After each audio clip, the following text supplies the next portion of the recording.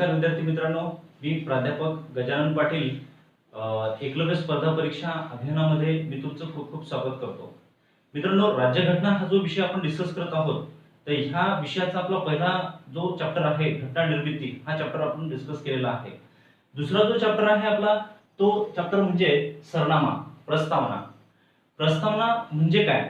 जसं आपण एक मागे डिस्कस करताना मी तुम्हाला म्हटलं होतं की जेव्हा भारताची राज्यघटना, ठीक आहे, भारताची राज्यघटना निर्माण करण्यात आली, तेव्हा त्या राज्यघटनेमध्ये नेमकं काय आहे, तर त्यामध्ये एक पाहिलं होतं आपण. फर्स्ट सरनामा आहे, त्यानंतर काही कलम आहेत, त्या कलम वेगवेगळ्या विभागामध्ये डिस्ट्रीब्यूट करण्यात आलेले आहेत, म्हणजे असे काही विभाग आहेत. त्यानंतर परिशिष्टे, त्याच्यामधलं जे फर्स्ट आहे सरनामा, इथपासून आपण भारताची राज्यघटना सुरू करूया. मग सरनामा म्हणजे नेमकं काय आहे? तर जी काही भारताची राज्यघटना आहे, त्या राज्यघटनेचं जे स्वरूप आहे, त्या राज्यघटनेमध्ये जे काही सांगितलेलं आहे, त्याचे थोडक्यात केलेली एक ती प्रास्ताविका आहे की नेमकं भारतीय संविधानामध्ये काय आपल्याला पाहायला मिळेल, याची थोडक्यात ती प्रस्तावना केलेली आहे. अशी प्रस्तावना जगामध्ये पहिल्यांदा अमेरिकेच्या राज्यघटनेमध्ये आपल्याला पाहायला मिळते. तसाच सरनामा भारताच्याही राज्यघटनेमध्ये आपण स्वीकारलेला आहे. हा जो सरनामा आहे, हा सरनामा पंडित जवाहरलाल नेहरू यांनी जो उद्दिष्टांचा ठराव लिहिला होता घटना समितीमध्ये, त्या उद्दिष्टांच्या ठरावावरून हा सरनामा निर्माण करण्यात आलेला आहे. म्हणजेच या सरनाम्यामध्ये घटना जी काही निर्माण झाली, त्याचे थोडक्यात एक जे उद्दिष्ट होते, एक जो कॉमन एक जो मुद्दा होता, तो आपल्या ह्या सरनाम्यामध्ये सांगितलेला आहे. तो आपण डिस्कस करूया. मित्रांनो, हा जो सरनामा आहे भारतीय राज्यघटनेचा, आणि यावर जे काही प्रश्न विचारले जातात, अगदी लिमिटेड प्रश्न आहेत. त्यामुळे पूर्ण लेक्चर व्यवस्थित पाहून घ्या, त्याच्या नोट्स तयार करा, आणि एक वेळा नोट्स तयार करा व्यवस्थित. त्यानंतर त्या नोट्सच्या बाहेर प्रश्न जाणार नाही. अगदी हा व्यवस्थित टॉपिक तुम्ही पाहायला पाहिजे. जो सरनामा आहे, या संदर्भात आपल्याला दोन टाइप्स मध्ये डिस्कशन करायचं आहे. फर्स्ट म्हणजे ह्या सरनाम्या संदर्भातले जे फॅक्ट्स आहेत, ठीक आहे, जे वस्तुनिष्ठची माहिती आहे, ती माहिती आपल्याला पाहावी लागेल. काय म्हटलं आपण त्याला? फॅक्ट्स. आणि सेकंड म्हणजे काय, तर जी डिबेट्स आहे, याच्यावरती जी डिबेट करण्यात गेली, किंवा आपण असं म्हणू की जो एक वाद निर्माण झालेला आहे सरनाम्या संदर्भात, तो वाद म्हणजे कोणता, की हा सरनामा भारतीय राज्यघटनेचा भाग आहे अथवा नाही, यावरती बरीचशी डिबेट झालेली आहे. आणि त्या संदर्भात सर्वोच्च न्यायालयापर्यंत जे गेलेले खटले आहेत, आणि त्यांनी दिलेला निर्णय, आणि त्या संदर्भात कायदेमंडळाची काय भूमिका आहे, तो एक पार्ट 2 म्हणून आपल्याला पाहावा लागतो. त्यामुळे पार्ट फर्स्ट जो आहे, तो म्हणजे फॅक्ट्स, की या सरनाम्याबद्दल फॅक्ट्स कोणत्या आहेत. तर मित्रांनो, ह्या सरनाम्याबद्दल आपल्याला 4 फॅक्ट्स पाहायचे आहेत. ठीक आहे, 4 फॅक्ट्स म्हणजे कोणत्या? फर्स्ट, पहिली फॅक्ट्स आहे ती म्हणजे घटनेतील अधिकाराचा जो स्रोत आहे, तो स्रोत आपल्याला या सरनाम्यावरून लक्षात येतो. ठीक आहे, घटनेतील अधिकाराचा स्रोत, किंवा त्यालाच आपण म्हणू अधिसत्तेचा स्रोत. ठीक आहे मित्रांनो, अधिसत्तेचा स्रोत. आता अधिसत्तेचा स्रोत म्हणजे काय, ह्या संकल्पना तुमच्या क्लिअर झाल्या पाहिजे. कारण की जेव्हा प्रश्न तुम्हाला संकल्पनेवर आधारित विचारतात, तेव्हा आपला प्रश्न असा येतो की पुढीलपैकी योग्य विधाने ओळखा. आणि योग्य विधाने ओळखा या टाइपचा जो प्रश्न आहे, तो तुम्ही तेव्हा सॉल्व्ह करू शकता जेव्हा तुम्हाला ह्या शब्दांचा अर्थ समजला. मग आपल्या घटनेची ही जे सरनामा आहे, या सरनाम्यामध्ये पहिला मुद्दा क्लिअर होतो आपला, तो म्हणजे काय, तर अधिसत्तेचा स्रोत.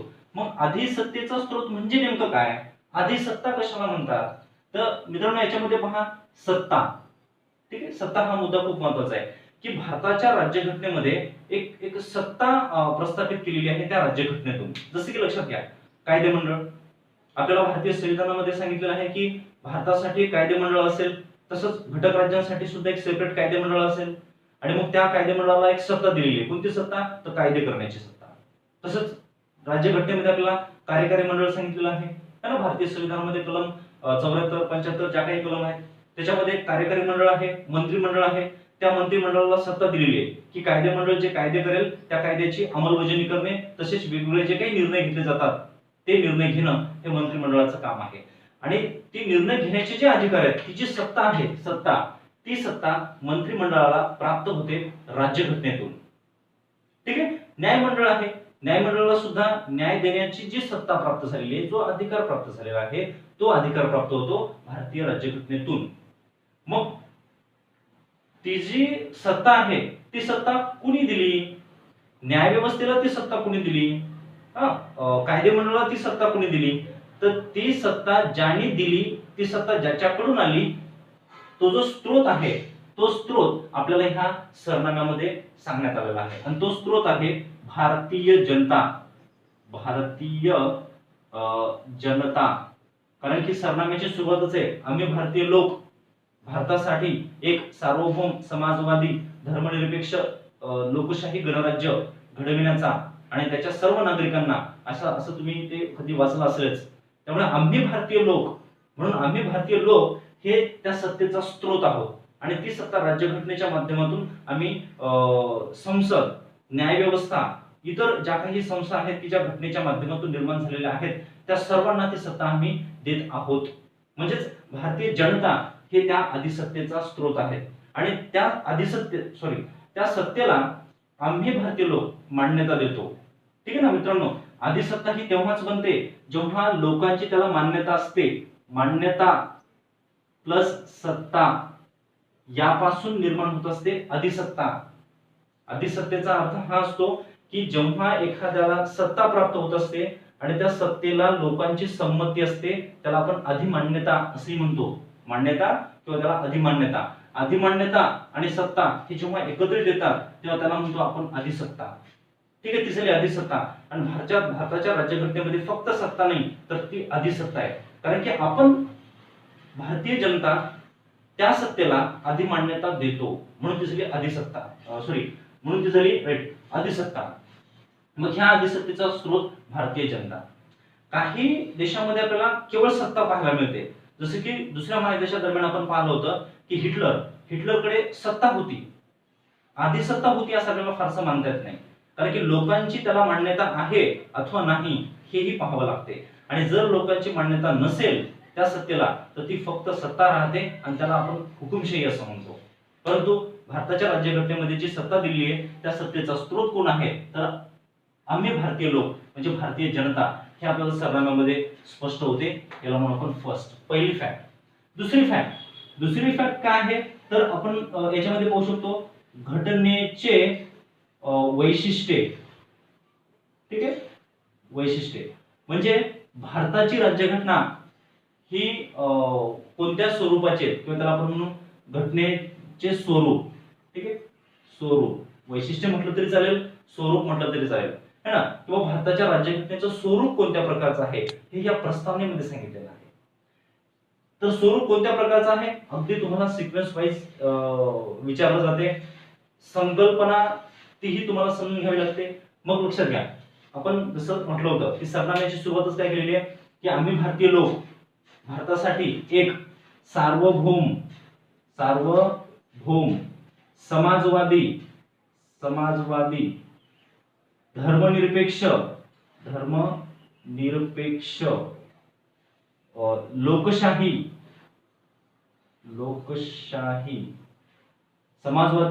सार्वभौम समाजवादी धर्मनिरपेक्ष लोकशाही गणराज्य. ठीक आहे, तर हे झालं आपल्या देशाचं किंवा राज्यघटनेचं स्वरूप. राज्यघटनेच्या माध्यमातून भारत ही जी राज्यसंस्था निर्माण झालेली आहे ती कोणत्या स्वरूपाची आहे तर सार्वभौम आहे, समाजवादी आहे, धर्मनिरपेक्ष आहे, लोकशाही, गणराज्य या स्वरूपाची राज्यव्यवस्था आपली निर्माण झालेली आहे. ठीक आहे, परीक्षेमध्ये तुम्हाला सिक्वेन्स वाईज विचारतात की सरनाम्यामध्ये राज्यघटनेचं स्वरूप पुढीलपैकी कोणत्या क्रमाने सांगितलेलं आहे. तर मग हा क्रम तुम्हाला फॉलो करायचा आहे. एक आणखी त्यावर कसे प्रश्न येतात ते पाहू आपण. दुसरा एक मुद्दा की ही संकल्पना क्लिअर झाली पाहिजे. मग आता सार्वभौम कशाला म्हणतो आपण? सार्वभौम म्हणजे काय? सार्वभौम म्हणजे असा एखादा कोणतंही ठिकाण की ज्यांच्यावर इतर कोणाचीही सत्ता नसते. म्हणजे असा एक देश की तो देश स्वतंत्र आहे, त्या देशावर इतर कोणाचीही सत्ता नाही, कोणाच्याही वर्चस्वापासून मुक्त असणे म्हणजे याचा अर्थ सार्वभौम. आणि आपण सार्वभौम झालो 1947 ला. भारत स्वतंत्र झाला आणि आपण सार्वभौम झालो. ठीक आहे, त्याला म्हणायचं सार्वभौम. मग असा एक सार्वभौम देश निर्माण केला भारतीय राज्यघटनेने, ते राज्यघटनेचं स्वरूप आहे. दुसरं समाजवादी. भारताची जी राज्यव्यवस्था आहे ती समाजवादी स्वरूपाची आहे. परंतु मित्रांनो, याच्यामध्ये सुद्धा अगदी क्लिअर आपल्याला लक्षात घ्यावं लागेल की आपण समाजवादी स्वरूपाची राज्यव्यवस्था स्वीकारली, पण हा कोणत्या स्वरूपाचा समाजवाद? तर आपल्याला इथे दोन टाइप्स मध्ये लक्षात ठेवायचं एक्झाम पॉइंट ऑफ व्ह्यू. ते म्हणजे समाजवाद कोणता? एक तर आपण स्वीकारला लोकशाही समाजवाद, ठीक आहे, आणि गांधीवादी समाजवाद. Gandhian socialism and democratic socialism असा एक समाजवाद आपण स्वीकारलेला आहे. जो ऍक्च्युअल समाजवाद असतो की जो बऱ्यापैकी समाजवाद आणि पुढे त्याचं रूपांतर साम्यवादामध्ये होते, ते आपण स्वीकारलेलं नाही. ठीक आहे, आपण स्वीकारलं डेमोक्रॅटिक सोशलिझम. आणि डेमोक्रॅटिक सोशलिझम मध्ये कायमच अर्थव्यवस्थेचं स्वरूप हे मिश्र असते. ठीक आहे मित्रांनो, मिश्र अर्थव्यवस्था. लोकशाही समाजवादामध्ये अर्थव्यवस्थेचं स्वरूप हे मिश्र असते म्हणजे काय? तर त्या देशाच्या अर्थव्यवस्थेमध्ये सरकारी क्षेत्र आणि खाजगी दोन्हीचाही सहभाग असतो. आणि केवळ समाजवादी स्वरूपाची अर्थव्यवस्था जर पाहिला आपण, केवळ परफेक्ट समाजवादी, तर त्या परफेक्ट समाजवादी अर्थव्यवस्थेमध्ये आपल्याला फक्त आणि फक्त सरकारी क्षेत्राचा सहभाग पाहायला मिळतो. तिथे प्रायव्हेट प्रॉपर्टी असत नाही, प्रायव्हेट उद्योग असत नाहीत. सर्व उद्योग, शेती हे सर्व सरकारच्या मालकीचं असते आणि तिथे फक्त आपण काम करू शकतो, प्रायव्हेट प्रॉपर्टी नसते. आणि मग ती सर्व मालमत्ता सरकारची आणि सरकार तिथल्या त्या लोकांच्या कल्याणासाठी तो पैसा किंवा ती प्रॉपर्टी, ती संपत्ती खर्च करेल. ते असे समाजवाद ऍक्च्युअल मध्ये. पण तशा टाईपचा समाजवाद आपण स्वीकारलेला नाही. आपण खाजगी क्षेत्रालाही महत्व दिलं आणि सरकारी क्षेत्रालाही महत्व दिलं. जिथे लोकांचं कल्याण करणं आवश्यक आहे, जिथे कमजोर लोक आहेत किंवा आपण म्हणू आर्थिकदृष्ट्या दुर्बल समाज आहे, त्यांना सरकारच्या माध्यमातून मदतही झाली पाहिजे. आणि जे खाजगी क्षेत्र की ज्यांच्याकडे स्किल आहे, ते खाजगी क्षेत्र त्यांना आपला विकास करण्यासाठी मुक्त वाव सुद्धा मिळाला पाहिजे. म्हणून दोन्हीचाही त्याच्यामध्ये सहभाग असेल अशी एक मिश्र अर्थव्यवस्था आपण स्वीकारण्याचा प्रयत्न इथे केला. आणि तशी मिश्र अर्थव्यवस्था जर स्वीकारायची असेल आपल्याला, तर आपल्याला स्वीकारावं लागेल डेमोक्रॅटिक सोशलिझम, म्हणजेच लोकशाही समाजवाद. आणि या लोकशाही समाजवादावर प्रचंड प्रभाव आहे महात्मा गांधीजींच्या विचारांचा, म्हणून त्याला गांधीयन सोशलिझम, गांधीवादी समाजवाद असेही म्हणतात.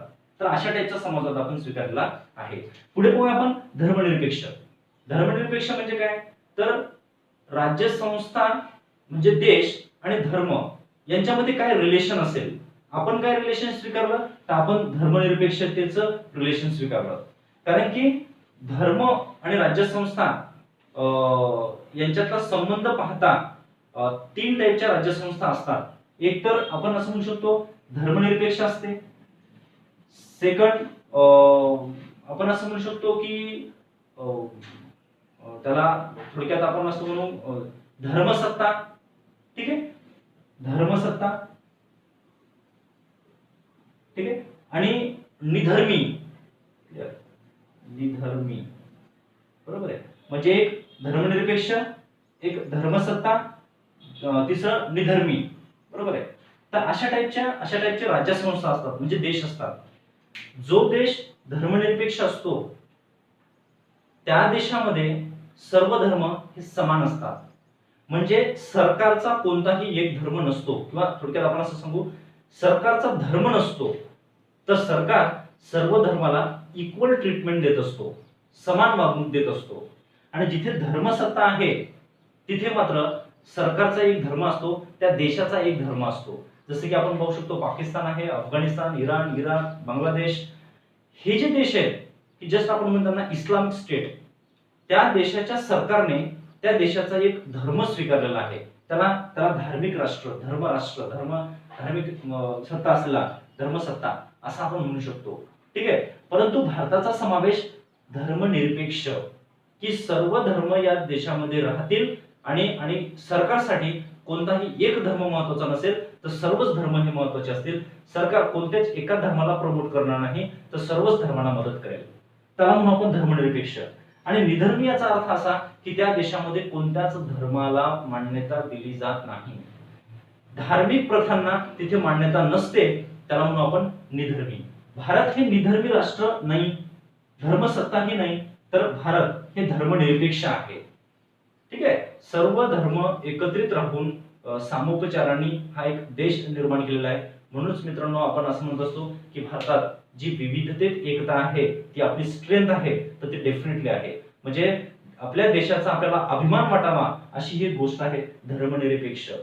जे युरोपियन देशांनाही जमलं नाही की अनेक धर्म एकत्रित राहून तो देश निर्माण करणं, ते आपण जमवलेलं आहे. कारण की भारतामध्ये अनेक धर्म असूनही भारत गेली अनेक वर्ष स्थिर आहे. ठीक आहे, तर भारताच्या राज्यघटनेमध्ये धर्मनिरपेक्षता स्वीकारलेली आहे, म्हणजे राज्यघटनेचं स्वरूप हे धर्मनिरपेक्ष आहे असं आपल्याला या सरनाम्यातून दिसून येते. ठीक आहे, पुढचा मुद्दा आहे लोकशाही. आपण पाहिलेलं आहे की लोकशाही जी आहे, तर आपण लोकशाही नेमकी कोणती स्वीकारली. एकतर मी आता बोलताना तुम्हाला म्हटलं लोकशाही समाजवाद हे थोडस अर्थव्यवस्थेच्या बाबतीत झालं, ठीक आहे ना, लोकशाही समाजवाद. पण ही जी लोकशाही आहे, ही लोकशाही याचा अर्थ काय होतो, तर आपल्या देशाचं जे सरकार आहे, तर हे जे सरकार आहे हे सरकार लोकांच्या मतांनी निवडून दिलं जाईल, अशा टाईपची एक राज्यव्यवस्था आपण इथे स्वीकारली. आणि ती जी राज्यव्यवस्था आहे तिची लोकशाही आहे की जी लोकशाही दोन प्रकारची असते. एक की ज्याला आपण म्हणतो प्रत्यक्ष लोकशाही आणि दुसरं म्हणजे अप्रत्यक्ष लोकशाही. ठीक आहे, अप्रत्यक्ष. प्रत्यक्ष लोकशाहीचा अर्थ असा होतो की सरकार जे निर्णय घेत असते त्या निर्णयामध्ये प्रत्यक्ष जनता सहभागी असते. भारतात तर पॉसिबलच नाही, कारण की भारताची लोकसंख्या जर पाहिली तर ते पॉसिबल होणार नाही लोकांचा निर्णय प्रक्रियेमध्ये सहभाग करून घेणं. हे प्रकार हे फार प्राचीन काळामध्ये असायचे. म्हणजे ग्रीक संस्कृती मुख्यतः जो प्राचीन ग्रीक आहे त्या देशामध्ये अशा प्रकारची प्रत्यक्ष लोकशाही असायची. पण सध्याचं मात्र लोकशाहीचं जे प्रारूप आहे की जे आपण स्वीकारलं ते आहे अप्रत्यक्ष लोकशाही. अप्रत्यक्ष लोकशाहीमध्ये काय होते, तर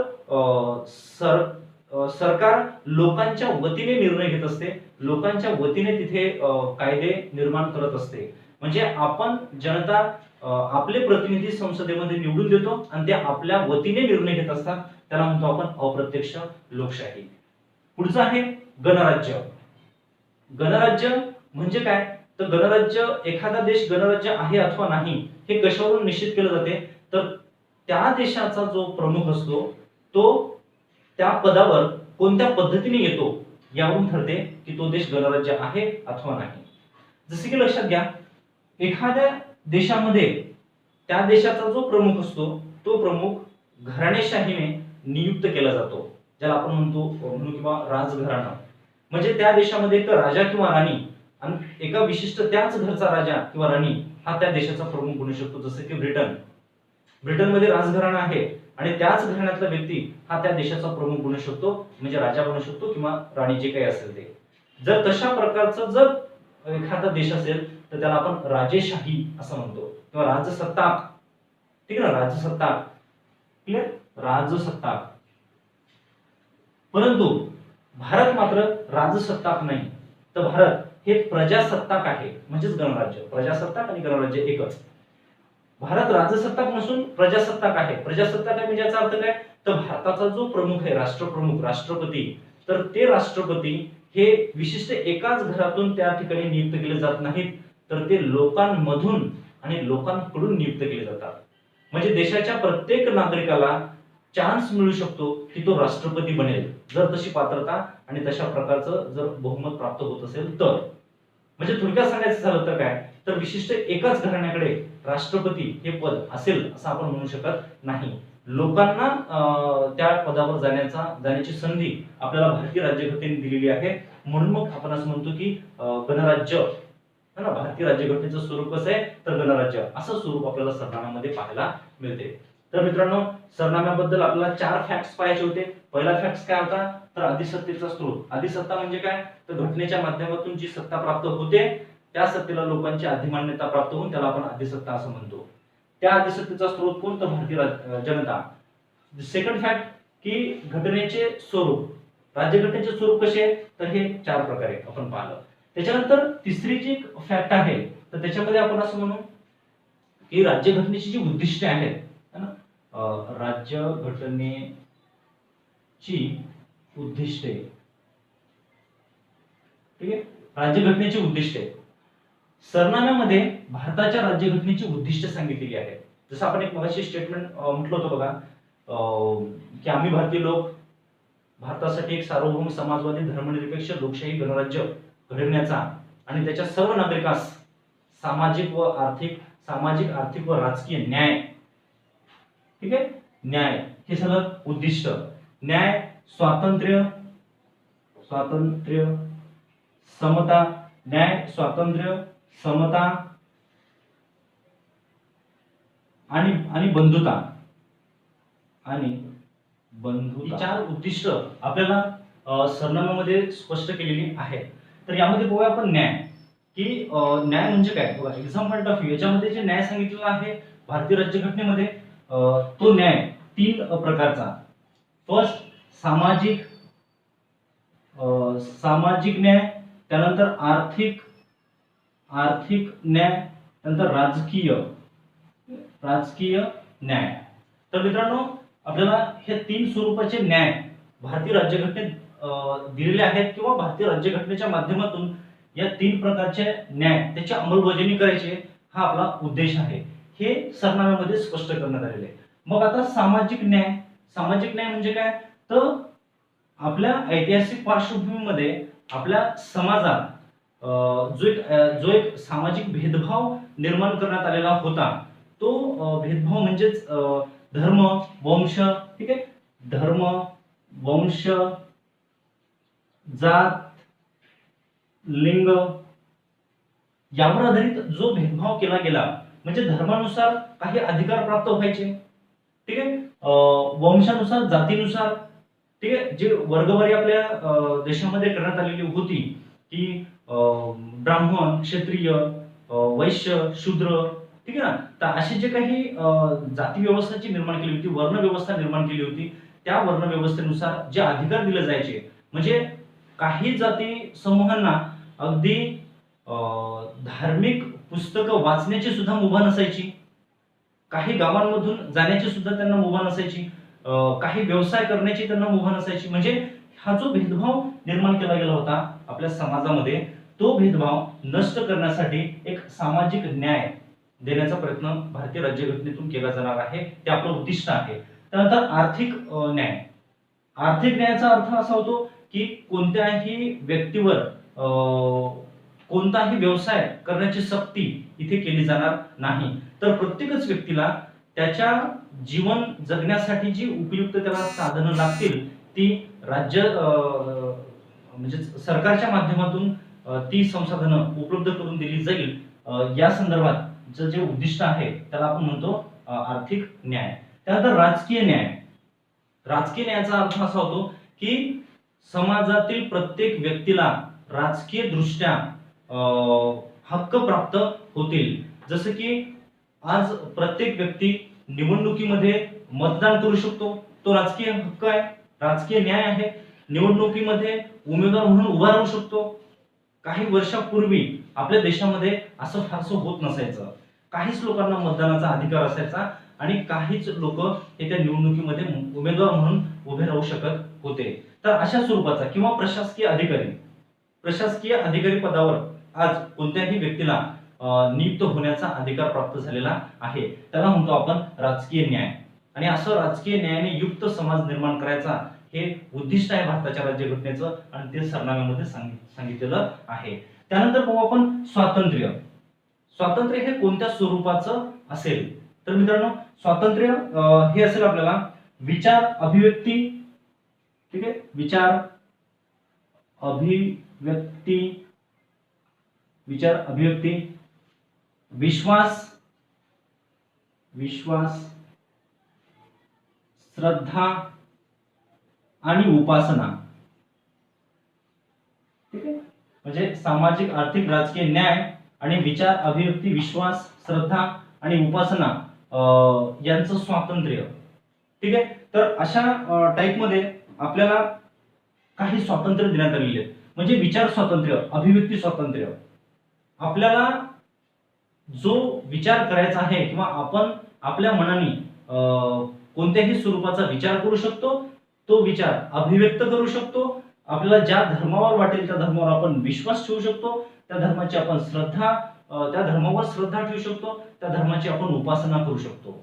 म्हणजे हे आपल्याला काही स्वातंत्र्य भारताच्या राज्यघटनेतून बहाल करण्यात आलेली आहेत किंवा ती स्वातंत्र्य दिली जाणार आहेत. ते आपलं उद्दिष्ट आहे घटनेचं, तेच आपला सरनामा आपल्याला स्पष्ट करून सांगतो. इथे मित्रांनो परीक्षेमध्ये तुम्हाला सिक्वेन्स विचारले जाते. आजपर्यंत बऱ्याच वेळा ह्या सिक्वेन्स विचारलेल्या आहेत की पुढीलपैकी कोणती स्वातंत्र्य राज्यघटनेच्या माध्यमातून देण्यात येणार आहे की जे सरनाम्यात सांगितलेलं आहे आणि त्याचा क्रम लावा.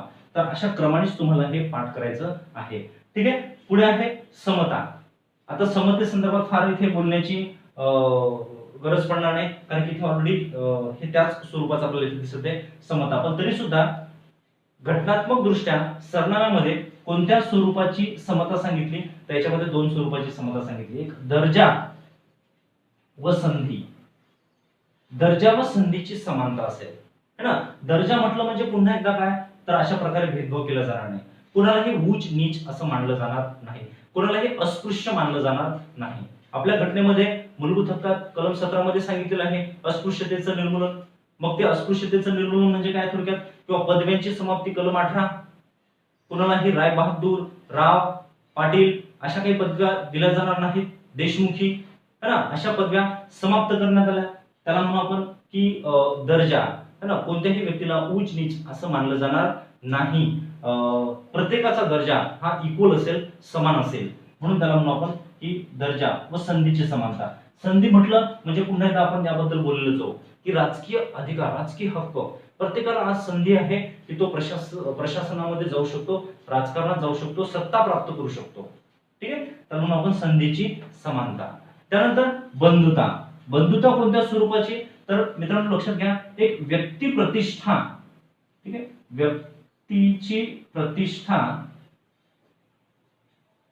व्यक्तीची प्रतिष्ठा आणि राष्ट्राची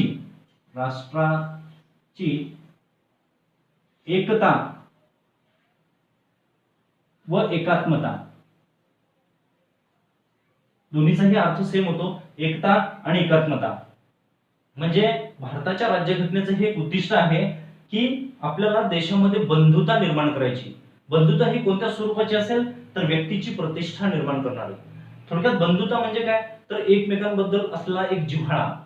म्हणजे थोडक्यात हा संपूर्ण मोठा भारत आणि या भारताच्या दक्षिण भारतात राहणाऱ्या व्यक्तीला उत्तर भारतात राहणारा व्यक्ती हा आपला वाटणे, म्हणजे थोडक्यात त्याला म्हणून आपण बंधुता. प्रादेशिक वाद न होऊ देणे, त्याला म्हणून आपण बंधुता. की असं वाटलं पाहिजे की आम्ही सर्व एक आहोत, एकाच देशाचे आहोत, आणि ती जी आपुलकी आहे एकमेकांसंदर्भातली, त्याला म्हणतो आपण बंधुता. आणि ती बंधुता जर निर्माण होत असेल तर त्यांनी व्यक्तीची प्रतिष्ठा वाढेल. आपण उत्तर भारतीयांना एका प्रतिष्ठेने त्यांच्याशी आपण वर्तणूक करू शकतो, त्याची व्यक्ती प्रतिष्ठा आपण मान्य करू, किंवा दक्षिण भारतासोबत किंवा प्रत्येकच भारतातील प्रदेशात संदर्भात. आणि राष्ट्राची एकता ही कायम राहिली पाहिजे. जर आपल्याला आसाम किंवा नॉर्थ ईस्ट स्टेट जेवढेही घटक राज्य आहेत ते जर आपल्याला आपले वाटत असतील तर देशाची एकता ही टिकून राहील. ठीक आहे. काही वर्षापूर्वी आपण पाहिलं की पंजाबमध्ये खलिस्तान म्हणून वेगळा देश निर्माण करण्याचा प्रयत्न केला गेला. त्यांना जर संपूर्ण हा भारत आपला असा वाटला असता त्या विशिष्ट समूहाला, तर त्या समूहाने असा प्रयत्न केला नसता. म्हणून मग एकता टिकून ठेवायची असेल तर आपल्या देशामध्ये बंधुता निर्माण करणं खूप आवश्यक आहे. देशाप्रती प्रेम, आपुलकी, ती भावना निर्माण करणं आवश्यक आहे. त्याला म्हणून आपण बंधुता. म्हणून बंधुता कोणत्या स्वरूपाची, तर व्यक्तीची प्रतिष्ठा वाढेल आणि राष्ट्राची एकता आणि एकात्मता ही टिकून राहील, या स्वरूपाची बंधुता निर्माण करणे. तर अशा प्रकारे लक्षात घ्या मित्रांनो, भारताच्या राज्यघटनेमध्ये जी आहेत तर ही उद्दिष्टे सांगितलेली आहेत. ही उद्दिष्टे तुम्हाला क्रमानुसार पाठ करायची आहेत, त्याबद्दल बोलूयाच. त्यानंतर लास्ट फॅक्ट, है ना, शेवटचा जो मुद्दा आहे फॅक्ट संदर्भात, तो म्हणजे काय, तर आपण घटना कोणत्या दिवशी स्वीकारली, म्हणजे घटना स्वीकृतीचा दिवस. ठीक आहे. आपल्याला घटना स्वीकृतीचा दिवस हा सरनाम्यातून समजतो. सरनाम्यामध्ये शेवटी दिलेला आहे की दिनांक 26 नोव्हेंबर 1949 रोजी याद्वारे हे भारतीय संविधान आम्ही म्हणजे स्वीकारून अंगीकृत करू वगैरे अशा टाईपचं आणि स्वतः प्रत अर्पण करतो है ना. सुरुवातीला म्हटलं आपण आम्ही भारतीय लोक आणि शेवटी म्हटलं की 26 नोव्हेंबर 1949 रोजी याद्वारे हे संविधान स्वीकारून स्वतः प्रत अर्पण करतो. ठीक आहे. तर अशा टाईपचं त्यामध्ये दिनांक सांगितलेला आहे की 26 नोव्हेंबर 1949 हा दिनांक आपल्याला सरनाम्यातून पाहायला मिळतो. म्हणजे हा जो सरनामा आहे या सरनाम्यामध्ये ज्या फॅक्ट आहेत त्या 4 फॅक्ट आहेत. कोणकोणत्या? तर अधिसत्तेचा स्रोत तो आपण पाहला, घटनेचे स्वरूप कोणत्या प्रकारचे आहे, घटनेचे उद्दिष्ट कोणते आहेत आणि घटना आपण कोणत्या दिवशी स्वीकारली. ह्या 4 बाबी मित्रांनो इथे क्लिअर होतात. घटना कोणत्या दिवशी स्वीकारली तर 26 नोव्हेंबर 1949 रोजी. तर अशा टाइप मध्ये हा टॉपिक तुम्हाला क्लिअर करावा लागेल. हे सगळं पार्ट 1. पार्ट बी काय आहे तर या सरनाम्याबद्दल हे जे काही आपण पाहिलेलं आहे हा सरनामा आणि ह्या सरनाम्यावर प्रचंड वाद यापूर्वी झालेला आहे आणि मग तो जो मुद्दा आहे तो आपण तिथे पाहूयात. ठीक आहे. आता सर्वात महत्त्वाचा मुद्दा हा आहे की याच्यावरती प्रश्न कसे येतात परीक्षेमध्ये. मित्रांनो प्रश्न येताना हे 2 पिलर खूप महत्त्वाचे आहेत. हे 2 मुद्दे खूप महत्त्वाचे याच्यामध्ये. एक तर प्रश्न तुम्हाला सिक्वेन्स विचारतात किंवा मग तुम्हाला याबद्दल विधान देतात की भारताने किंवा भारतीय राज्यघटनेमध्ये मग हे जे समाजवाद दिलेला आहे तर मग कोणत्या स्वरूपाचा समाजवादी म्हणजे कोणत्या स्वरूपाचा समाजवाद आपण स्वीकारला त्या संदर्भात विधान दिली जातात. जसं की विधान अ आणि त्यामध्ये म्हटलं जाते की भारताच्या राज्यघटनेत लोकशाही समाजवाद स्वीकारण्यात आला. तर विधान बरोबर आहे की चूक आहे? तर विधान बरोबर आहे. ठीक आहे. गांधीवादी समाजवाद स्वीकारण्यात आला. विधान बरोबर आहे. अशा प्रकारचं धर्मनिरपेक्ष असं जरी इथे म्हटलं की भारत हे निधर्मी राष्ट्र आहे तर विधान चूक है ना. म्हणजे घटनेच्या सरनाम्यावरून असे दिसून येते की भारत हे निधर्मी राष्ट्र आहे असं जर म्हटलं तर स्टेटमेंट चुकते. कारण की भारत हे निधर्मी नाही तर धर्मनिरपेक्ष आहे. निधर्मीचा अर्थ काय होतो की ज्या देशामध्ये धर्म मान्य केला जात नाही त्याला आपण निधर्मी. मग भारत हे निधर्मी आहे का तर अजिबात नाही. भारत हे धर्मनिरपेक्ष आहे. प्रत्येक धर्माला इथे त्यांच्या धर्मानुसार राहण्याचा पूर्ण अधिकार त्यांना प्राप्त होतो. तर अशा प्रकारे इथे तुम्हाला संकल्पना क्लिअर कराव्या लागतील. ते मुद्दे तुम्हाला सिक्वेन्स वाईज पाठ करावे लागतील. इथे सुद्धा खूप अशाच प्रकारे लक्षात घ्यायचं आहे. काही वेळेस काय होते तर असं फॅक्च्युअल प्रश्न विचारला जातो की भारतीय राज्यघटनेतील सरनाम्यामध्ये पुढीलपैकी कोणती उद्दिष्टे सांगितलेली आहेत आणि मग त्यामध्ये काय केलं जाते तर ह्या उद्दिष्टांपैकी असे 2 उद्दिष्ट टाकले जातात आणि 2-3 हे स्वरूप टाकले जातात. मग आपल्याला उद्दिष्ट आणि स्वरूप असे वेगळे करायचे आहेत. एक्झॅक्टली उद्दिष्ट कोणते आहेत आणि स्वरूप कोणते आहेत. तर अशा टाईपचा आपण हा मुद्दा पाहू शकतो. अपेक्षा आहे तुम्हाला समजला असेल. आपण पुढच्या व्हिडिओमध्ये पार्ट 2 मध्ये सरनाम्याबद्दल जे काही वाद झालेले आहेत ते वाद आणि या ओव्हरऑल पूर्ण टॉपिक वरती जे काही प्रश्न विचारले जाऊ शकतात तसा प्रश्नांचा सराव जे आपण फॉलो करत आहोत जी स्ट्रॅटेजी त्यानुसार आपण तो प्रश्नांचा सराव त्यामध्ये पाहणार आहोत. त्यामुळे आपण भेटूयात पुढच्या व्हिडिओमध्ये पार्ट 2 मध्ये. ह्या उपक्रमात जे काही तुम्ही सहभागी होत आहात आणि तुमचा प्रतिसाद दिसत आहे त्याबद्दल मी तुमचा खूप खूप आभारी आहे. धन्यवाद.